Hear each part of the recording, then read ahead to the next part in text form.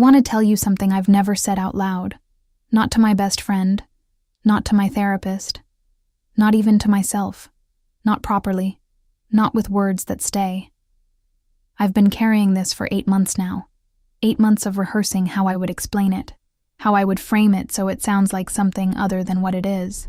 8 months of waking up at 3 a.m. and convincing myself that what happened between Joan and me was circumstantial, professional, a thing that starts and ends in a boardroom. Here's what I told myself. She was my CEO. She was untouchable. She was the most powerful woman in the room, every single room. And I was the one who got assigned to take care of her during the crisis. Here's what I didn't tell myself. The first time I ever met Joan, I kissed her. I kissed her before I knew her name, before I knew what she did for a living, before I knew she was about to become the most consequential person in my professional life. I kissed her in the dark at a rooftop bar in the middle of a New York City October. And I told myself it was nothing. I told myself, strangers kiss at parties. Stranger things happen. Move on. And then she walked into the conference room 3 weeks later, and I understood, with the kind of clarity that only comes right before everything collapses, that nothing about that kiss was nothing, and that I was completely, catastrophically, impossibly in trouble. If you want to hear uncensored, too hot for YouTube stories, check out my Patreon in the description. Let me take you back to the beginning, the real beginning. Her name was Joan, but I didn't know that yet. I was 31 years old. I had just relocated from Boston to New York for a position at a mid-size healthcare consulting firm, and my best friend and colleague, Diana, had dragged me to a rooftop party for a tech networking event I had zero interest in attending. You've been in this city for 6 weeks, and your entire social life is your apartment and a sad salad subscription, she told me, pulling a dress out of my closet and throwing it at my face. You're going. I went. The bar was one of those places where everyone is trying very hard to look like they're not trying hard. Beautiful lights strung in lazy arcs over exposed wood. A crowd that hummed with ambition dressed as leisure. Glasses of wine that cost more than my lunch and tasted like an apology. I knew nobody. Diana disappeared into a cluster of startup founders within 7 minutes of arrival. I was standing at the railing looking out at the skyline, holding a drink I wasn't finishing, thinking about whether it would be rude to leave at 9:15 p.m. on a Friday. That's when she appeared beside me. She didn't introduce herself. She just stood there, looking out at the same skyline, and said, "You look like someone who's calculating the least conspicuous moment to disappear." I laughed. I don't know why. It wasn't even that funny. But there was something in the way she said it, this dry, precise observation, like she had read something I'd written in a language I didn't know I was speaking. "Is it that obvious?" I said. "Only to someone doing the same math," she said. She had dark hair pulled into a low, almost careless knot. She was wearing a blazer over a simple black top, and something about her posture told me she was the kind of person who was always the most prepared person in any given room, but would never tell you that. Her eyes, when she turned to look at me, and she did turn, slowly, like the city could wait, were dark and extremely steady. We talked for 40 minutes. I don't remember everything we said. I remember laughing more than I expected to.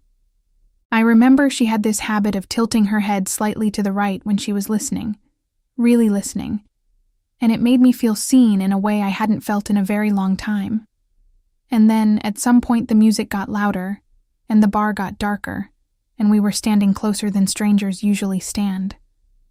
And she said something close to my ear that I didn't fully hear, and I turned my face to ask her to repeat it. And somehow, I don't know whose fault it was. I don't know if fault is even the right word. Our lips met. Brief. Warm. Completely still for 1 full second. Then she pulled back. I pulled back. We looked at each other in the dark. She smiled. Not a nervous smile. A real one. The kind that lives behind the eyes before it reaches the mouth. I didn't catch your name, she said. Larissa, I said. My voice was steady. I was proud of my voice. Joan, she said. And then Diana appeared from nowhere, grabbed my arm, said we had to go. Someone was sharing a cab to the Lower East Side. Did I want to come? Yes or no, right now? I looked back once as Diana pulled me away. Joan was watching me go. She raised her glass slightly in a half-toast. I raised mine back. I thought, that was a beautiful stranger. I thought, I will never see her again. I thought that a lot in the Uber. I thought about the way her voice sounded low and certain. I thought about the half-second of her mouth against mine. I thought about how, for 40 minutes at a rooftop bar in October, I had not once checked my phone. And then I told myself, let it go, Larissa. It was a party.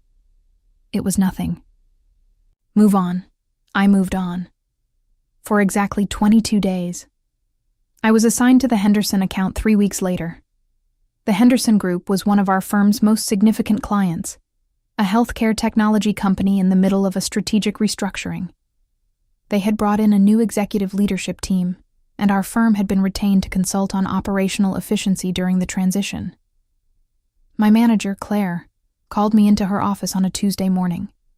You're going to be embedded with their team through the end of Q1, she said. You'll be reporting to their interim CEO directly. She just came in from their San Francisco division, and she wants a dedicated consultant on site starting Monday. What's her name? I asked. Claire looked down at her folder. Joan, she said. Joan Whitmore. I don't know what my face did. I hope it did nothing. I felt my whole body do something complicated and very fast, like a gear shifting when you're already moving too quickly, and I pressed my feet into the floor and said, Sounds good. I told myself, this is a coincidence. New York is enormous and small at the same time. It means nothing. I barely know this person. We talked for 40 minutes. We kissed for less than 5 seconds. She won't even remember. She remembered. I walked into the Henderson Group's conference room on Monday morning with my laptop and my notes and my most professional expression, and Joan was standing at the head of the table briefing 2 of her senior directors, and she looked up when I walked in, and something in her expression shifted, just slightly, just for a fraction of a second. And then she said, completely smoothly, Larissa, thank you for joining us. We'll get started in 5. And that was that. Professionally speaking. Personally speaking, internally, in the part of me that was suddenly paying very close attention, something had just woken up that I would have very much preferred to keep asleep. Here is the thing about Joan as a CEO, as a professional, as the person I was now spending 40+ hours a week in close proximity to. She was exceptional. Not in the performed, charismatic way that some leaders perform their power. In the quiet, structural way. She understood systems. She understood people inside of systems. She could walk into a room full of tension and reorganize it, not by dominating it, but by seeing it clearly and naming what she saw with such precision that everyone in the room felt, somehow, relieved. I watched her do this in meeting after meeting. I watched people who had been adversarial become collaborative. I watched a department head who had been resistant to every efficiency recommendation we'd made suddenly nod and say, Okay, I hear that. After the meeting, she leaned over to me and said quietly, Good framing on the workflow section. It opened the door. You're the one who walked through it, I said. She looked at me. Just for a second. We're a good team, she said, and she went back to her notes. I went back to my notes. I told myself, she is your client. She is exceptional at her job. You admire excellent professional work. This is normal. Admiration is normal. But then I started noticing other things. I noticed that when I brought her coffee, she took it black, no sugar, always the same. She would wrap both hands around the cup even if it wasn't cold. and hold it for a moment before drinking, like she needed something warm to hold before facing the next thing. I noticed this happened most on Mondays and on days after hard meetings. I noticed that when she was thinking, really thinking, she would tap her left thumb against the inside of her palm. Not impatiently, but rhythmically, like she was counting something only she could hear. I noticed that she laughed differently when it was just the two of us, versus when we were with the broader team. With the team, her smile was warm, but controlled. Alone, in the small glass-walled office she'd claimed for our sessions, her laugh was slightly unguarded. Shorter, realer.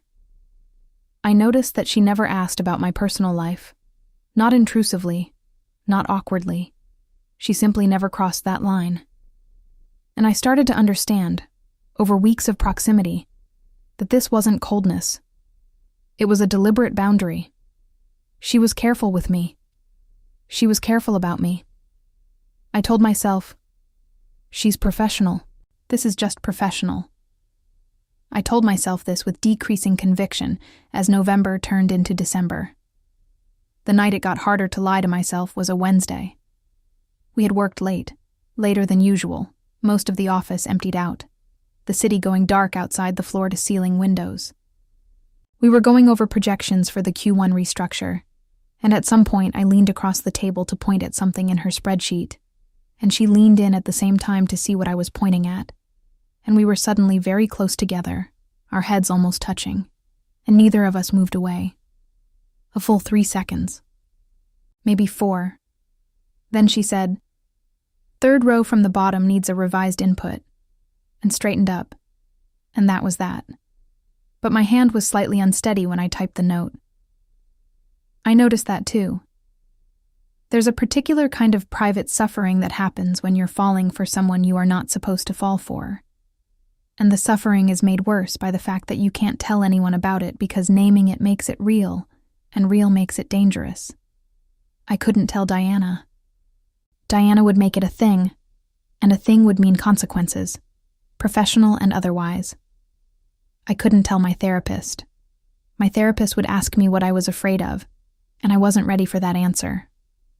I couldn't tell myself, not properly, not with the full sentence, subject, verb, object, because I had spent 31 years building a version of Larissa who did not do things like this, who was careful, who made sensible choices, who did not kiss strangers at parties and then spend the next 2 months in a state of escalating internal crisis about it. So I did what I always do when I can't name something. I managed it. I developed a system of small, practical protocols for surviving proximity to Joan. I made sure our working sessions had clear start and end times. I sent recaps by email so there were fewer reasons for extended in-person conversations. I kept a professional distance, not enough to be noticed, just enough to give myself a few inches of breathing room. It mostly worked. Until the Henderson holiday event in mid-December, the company hosted a small gathering for their executive team and their consulting partners. A cocktail hour in a private room at a restaurant near the office. I was going to excuse myself. I was actually composing the email in my head on the train that morning. And then Claire called to remind me that attendance was expected, client relationship maintenance, important quarter, you know how it is. I went. Joan arrived late. She always arrived late to social functions. I'd learned this about her. She arrived late and left early, and in the middle she was present in a way that made the room feel denser, more focused, like everyone was slightly more awake. She found me near the bar within 10 minutes of arriving. "You were going to skip this," she said. Not a question. "I was strongly considering it," I said. Something flickered across her face. Not quite a smile. "I thought about it too," she said. There was a beat of silence. The kind of silence that should have been filled with something safe. A joke, a comment about the open bar, a smooth redirect to the Henderson Q1 projections.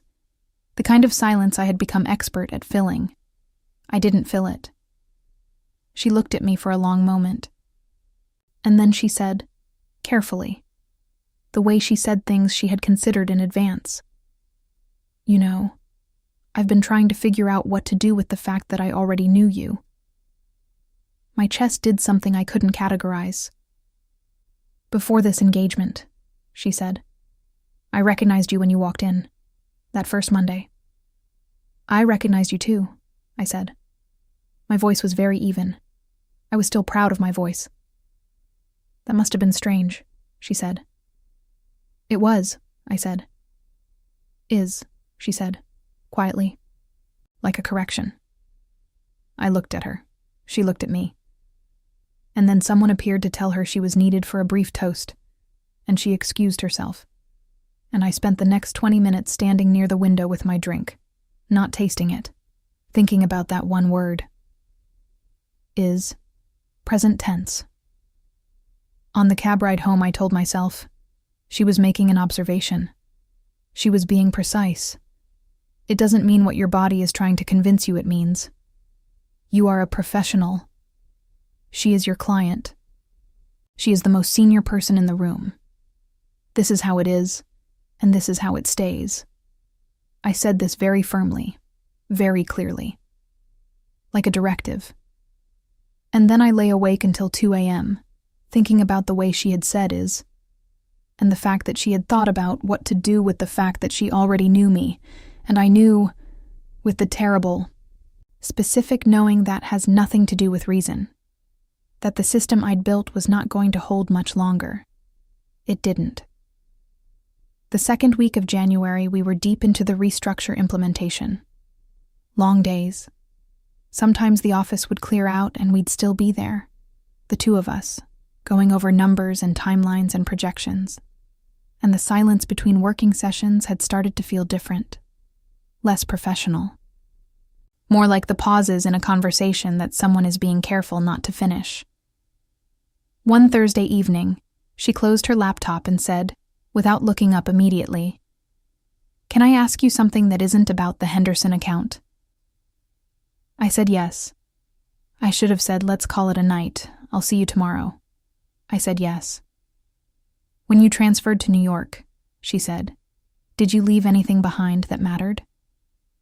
It was such a Joan question. It sounded like small talk. It wasn't small talk. Some habits, I said.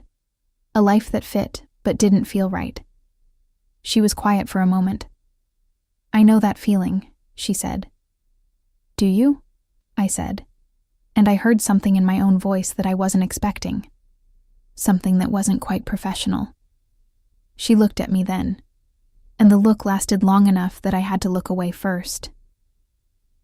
We should probably wrap up for tonight, I said. Probably, she said. And she didn't move for another 3 seconds. I collected my things with the precise, deliberate movements of someone trying not to run. I said goodnight. She said goodnight. I walked to the elevator. I pressed the button. The doors closed. I stood in the elevator alone and I thought, I am in serious trouble. Not because of what she had said, because of how desperately I had wanted her to keep saying it. But before we go any further, if you're still here, you already know this feeling. That moment when you realize the careful distance you've been keeping wasn't protection. It was just delay. Go ahead and hit the like button right now. It genuinely helps this channel bring you more stories like this one. And if you haven't subscribed yet, do it now and turn on the bell. That way YouTube will let you know when the next story drops. Now tell me in the comments, have you ever tried to keep a professional boundary with someone who made you feel like the most seen person in the room? What did you do with that? Write it for me. I read every single one. And tell me where you're watching from. I'll heart every city. Now, back to Larissa. The engagement was supposed to end in March. That was the agreement. Q1 completion, handoff, closure, clean, finite. A natural stopping point for everything that had quietly, incrementally, undeniably been building between us. I started counting down in late February. Not with dread, with relief. Or at least that's what I told myself it was. 15 more working days. 10. 7. And then the Henderson board called an emergency extension. An unexpected regulatory issue had emerged. The restructure needed 3 additional months of consulting support. Claire called me on a Tuesday morning and said, "You're the best fit to continue. This is a significant opportunity for your profile here." I said, "Of course." I said I'd be glad to. I hung up the phone and sat very still for about 90 seconds. And then I called Diana and said, "I need to talk to you." We met at a coffee shop near my apartment. I told her everything. The party, the kiss, the recognition in the conference room, the months of proximity and careful management. The thing she'd said about present tense, the Thursday conversation, all of it. Diana listened without interrupting.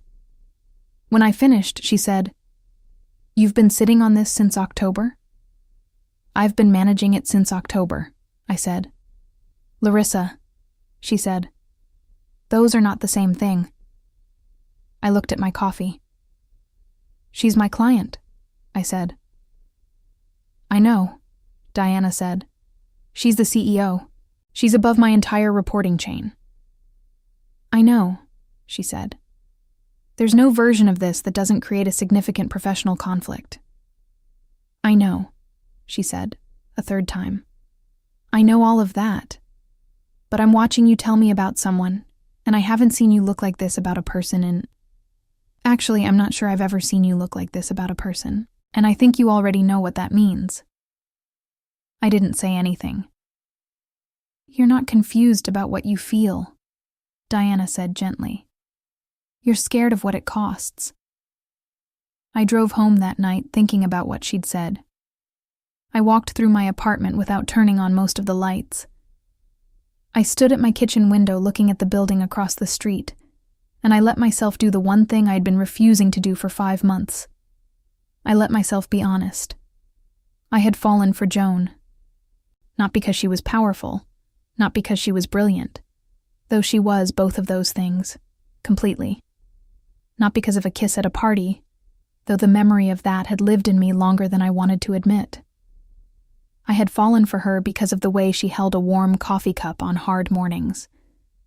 Because of the way she listened with her whole body. Because of the look she'd given me in a half-dark restaurant in December, when she'd said is instead of was. Because every time I was near her, I felt less like I was performing a version of myself, and more like I was actually present inside my own life. And I had spent 5 months pretending otherwise because it was easier to manage something from a distance than to stand in it and find out what it actually was. I stopped pretending that night. The next morning I walked into the office. Joan was already there. She was always already there. She looked up when I came in. And this time, when our eyes met, I didn't look at my notes. I didn't reach for my phone. I didn't manufacture a reason to cross the room.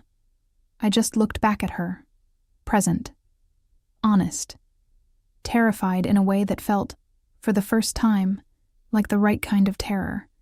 And she looked at me like she'd been waiting, not impatiently, not with expectation, just waiting, the way you wait for something you're not sure is coming but haven't given up on yet. I sat down across from her and opened my laptop and said, "Before we start, there's something I need to say." "Okay," she said, quietly. "I'm not sure this is professionally appropriate," I said. "It isn't," she said. "I know," I said. "I know all of that. The reporting structure and the engagement contract and the timeline and all the reasons why this is..." "Larissa," she said. I stopped. "I know," she said. "I've thought about all of it. For months." A pause. "I've also thought about the fact that the engagement ends in June. I've thought about conflict of interest disclosures and what a clean professional separation would look like and how long it would need to be before..." She stopped. She pressed her lips together. "I'm not telling you this to pressure you into anything. I'm telling you because I've had the same conversation with myself that I think you've been having, and I didn't want you to have it alone." I looked at her. Really looked. There was something in her face I hadn't seen there before. The controlled, capable, impeccably professional Joan, still present, still entirely herself, but with something quieter underneath it. Something that had been waiting for permission to exist. "I didn't leave it behind," I said. She tilted her head slightly, waiting. "What I left in Boston," I said. "You asked me if I'd left anything behind that mattered. I said a life that fit, but didn't feel right." I exhaled slowly. "I didn't leave it behind. I thought I had. But I think I brought the shape of it with me. The habit of settling, the habit of managing instead of feeling." I paused. "I don't want to do that anymore," I said. She held my gaze for a long time. The office was quiet. Someone in the hallway was laughing at something, distant and ordinary. Outside the window, the city did what it always did, went on, enormous and indifferent. "So what do you want to do?" she said. And I said, "I want to see what this is. After June. When it's clean. When neither of us has anything professional to protect." I looked at my hands, then back at her. "I'm asking you to wait." She was quiet for a moment. Then she said, "I can do that." 2 words, that's all. But she said them the way she said everything she'd decided, with her whole voice, no residue, nothing kept back. I nodded. She nodded.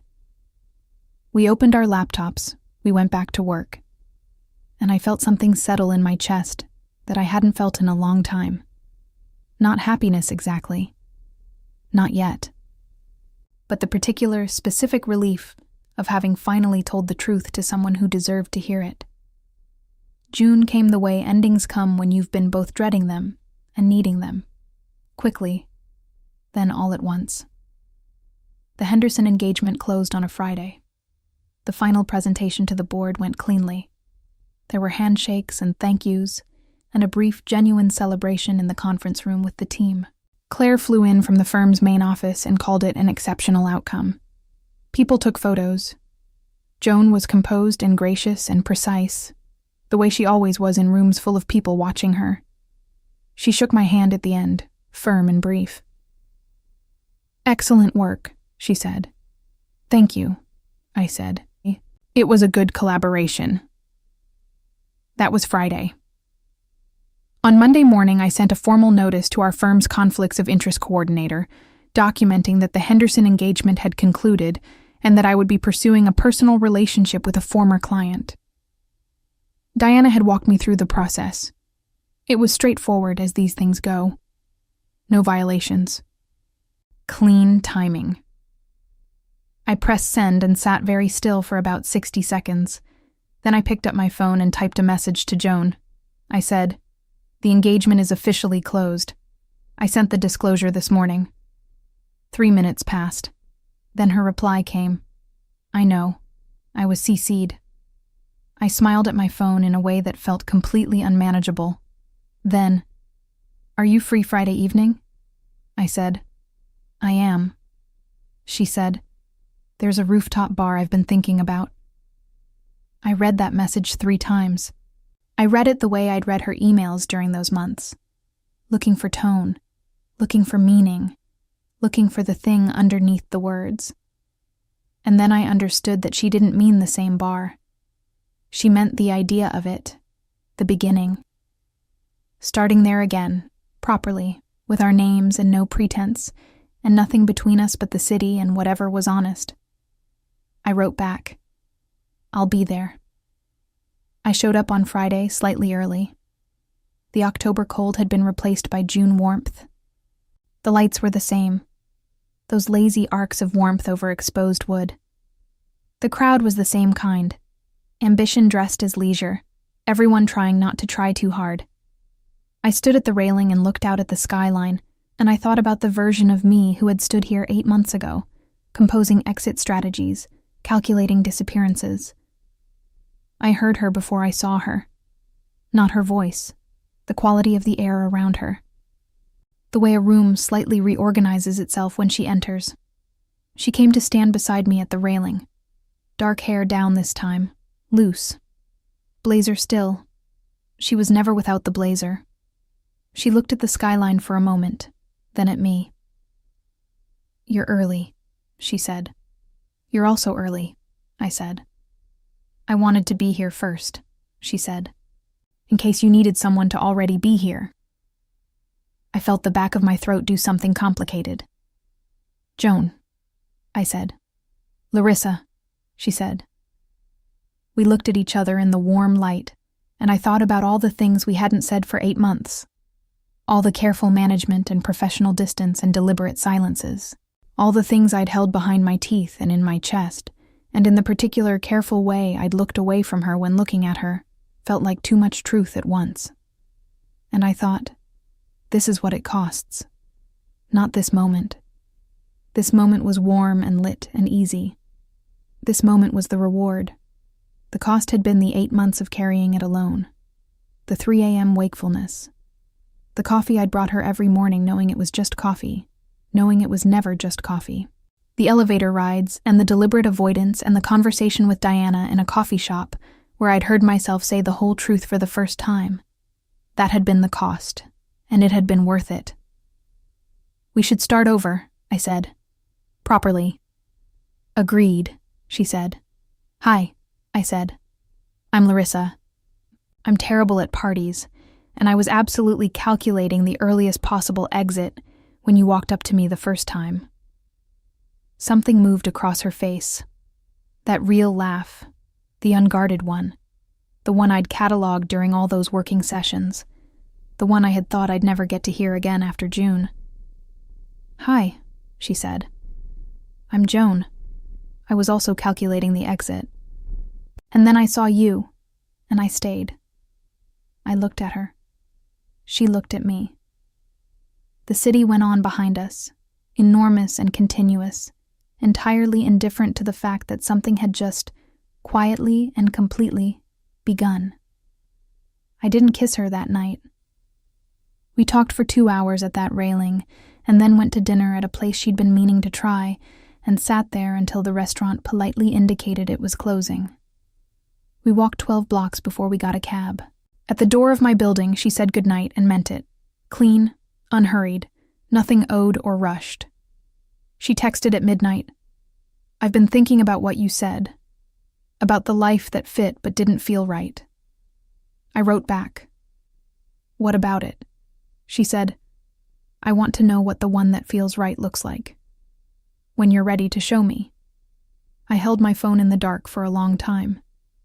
Then I wrote, "I'm ready," and I meant it. Not because everything was certain.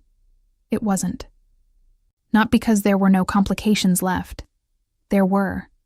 Not because the world had rearranged itself to make this easy. The world doesn't do that. But because some things are only possible once you stop pretending they aren't true. We had both known it was true. We had both waited until it was clean. And now there was nothing between us but time. And we had plenty of that. The morning after, I woke up to sunlight and a message from Joan. Just a coffee cup emoji and the name of a place near my apartment and a question mark. I looked at the ceiling. I looked at the light. I thought about the 8 months of managing and the 40 minutes on a rooftop, and the word is said once in a restaurant in December. I typed back, 20 minutes, and I got up, and I went. Not every goodbye teaches you something.